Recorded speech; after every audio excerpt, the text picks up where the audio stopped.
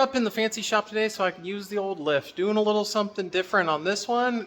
Getting the second gen ready because it's going to a new home. So doing a couple things a little different. One, making a video of a car I'm getting rid of. Two, I'm going to be making the exhaust quieter, which is obviously opposite of what I normally do. So we're going to be pulling off the Black Widow and putting on something quieter because the new owner doesn't want it as loud. So, to each their own. So let's get into it. We're going to be doing that, and then an oil change, and then just going over everything, kind of just a safety check, making sure brakes look good, wheels are all tight, and that's about it. Let's get into it. Well, here we go.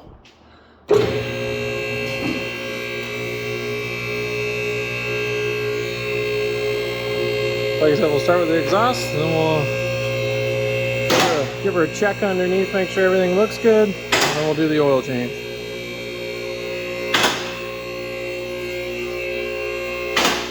Yeah, I figure I'd give you a quick little underview. So, you know, you got a little bit of horsepower sweat in both places. I'll go ahead and snug around the tranny pan, just check that, wipe all that down. You know, the Black Widow's got some scuffs on her. Price you pay for being low. So yeah, we're gonna be pulling off the old dual to single to dual action, and just gonna be doing single muffler and then dumping it out back here off this factory hanger.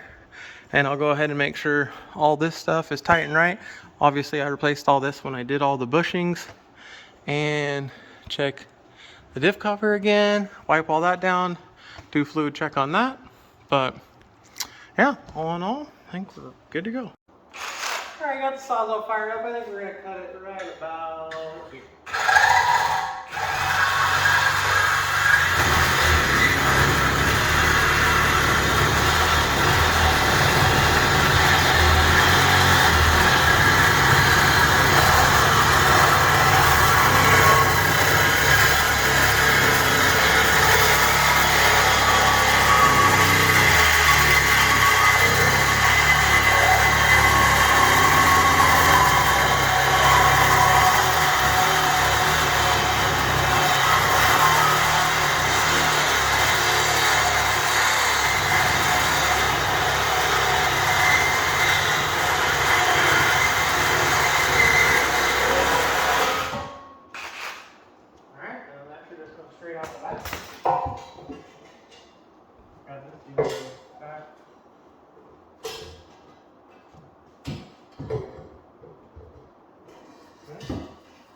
There you go.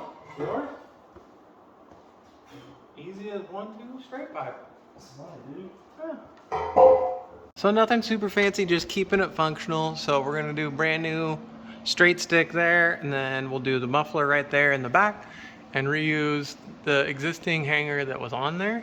And there's some mud down here. Good grief. But look at zero rust in the bottom of this car. There was one little spot that I patched when I first got it, but dirty, needs an underbath.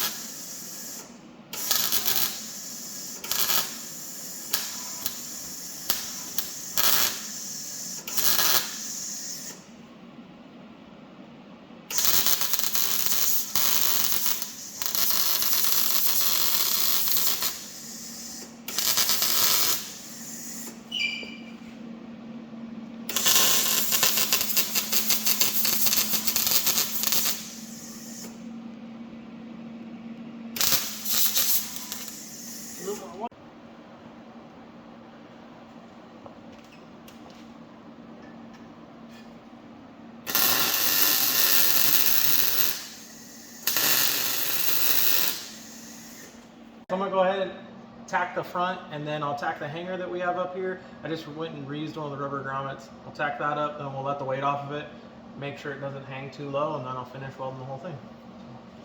Safety splint.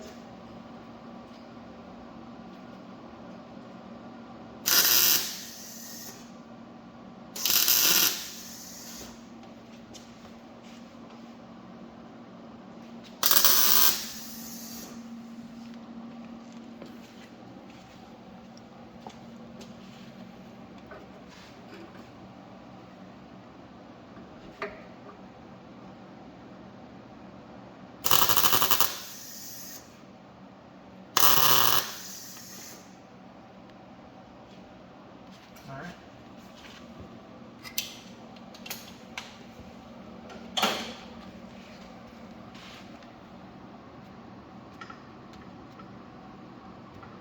Oh, didn't move at all. Perfect. Alright. I'll weld that in, and then there's one thing done.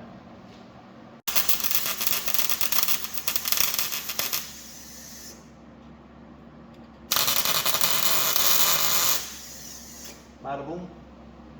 Bada bing.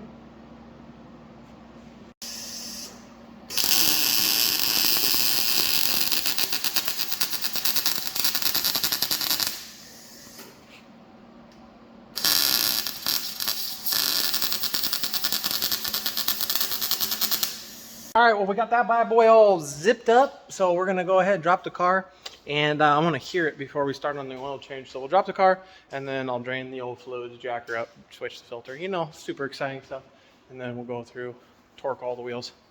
But all right, go ahead and give her the old first start with the neighbor-friendly exhaust.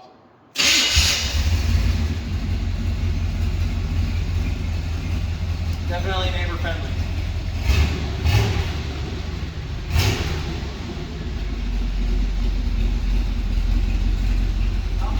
I would say mission accomplished on that one. Check that off the list. Pop the old power barn and look at the super non-exciting small block. That's all stock. But we'll go ahead and get the old caps popped off, get the funnel in there, and we'll jack it up, or lift it up. No jacks, haha, needed. And get that oil draining. Moving on up. This thing in my dad's shop, never used it, so probably get in trouble, but might as well. Put that on there. Give her the old, gotta make sure it's in the right direction. That's key when you're getting things loose here. And then put that down there.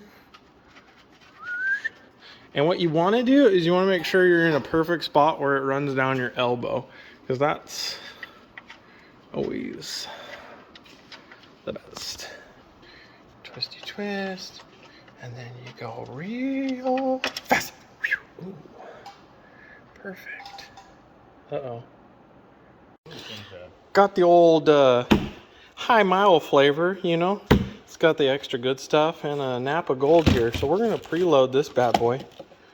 Because, you know, I don't know, it's just what you do.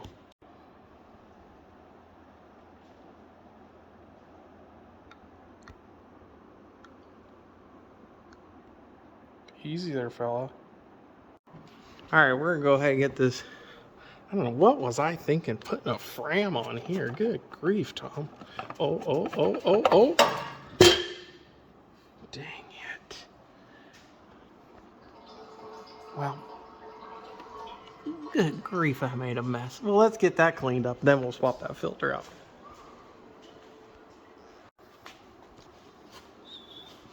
Honestly, more embarrassed about that Fram, having you guys catch me with a Fram oil filter than I was about spilling oil all over myself. But hey, you know, you gotta do what you gotta do in a pinch. I think that was old COVID time when you couldn't get anything. We're just gonna give that one squeezy. Perfect. Video. So I know, you know, this is getting the car ready to go, and I know a lot of you are probably confused on how to put oil in a car. So I figured I needed to video this, because the real thing is am I going to be able to get all of this in there without getting it on or around everything, including myself? I didn't take a video of tightening the drain plug. You're going to want to do that when you're doing an oil change. I didn't think I needed to make a video, but I figure I'll just let you know. You might be out there thinking, he didn't tighten the drain plug. So I figured I'll fill you in. Now you're caught up. So we're gonna go ahead and we're gonna throw about 4 and all of this, 5 in here. And then we'll go ahead and check the old dipstick. I already put 3/4 of the other quart in there.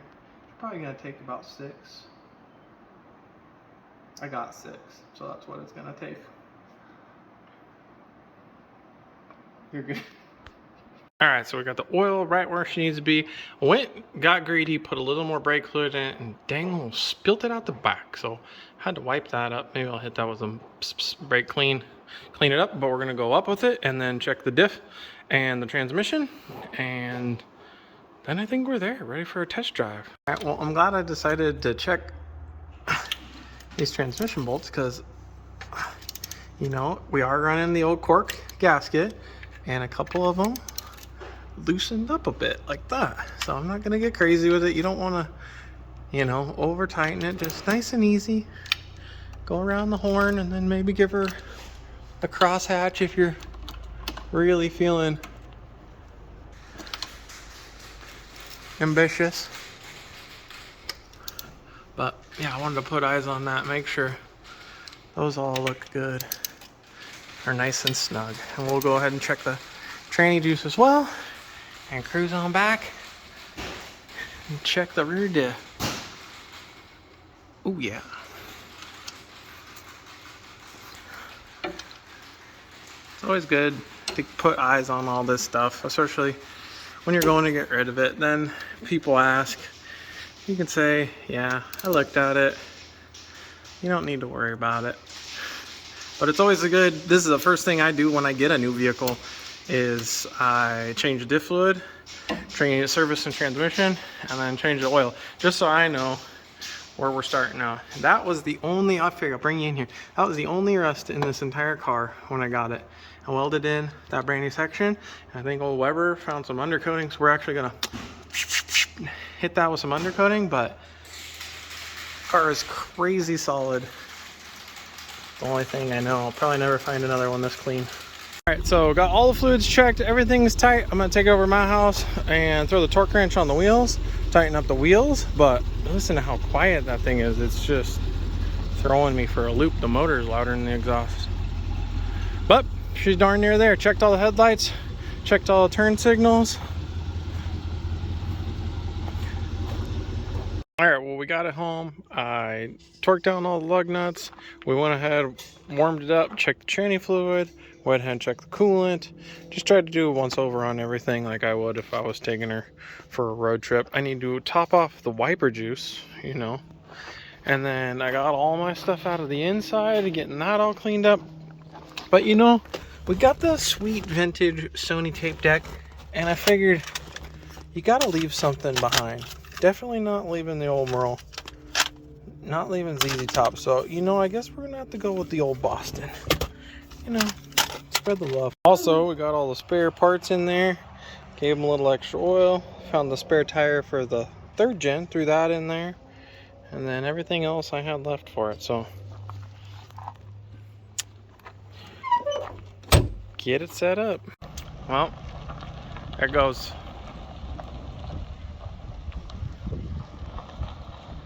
Till the next one.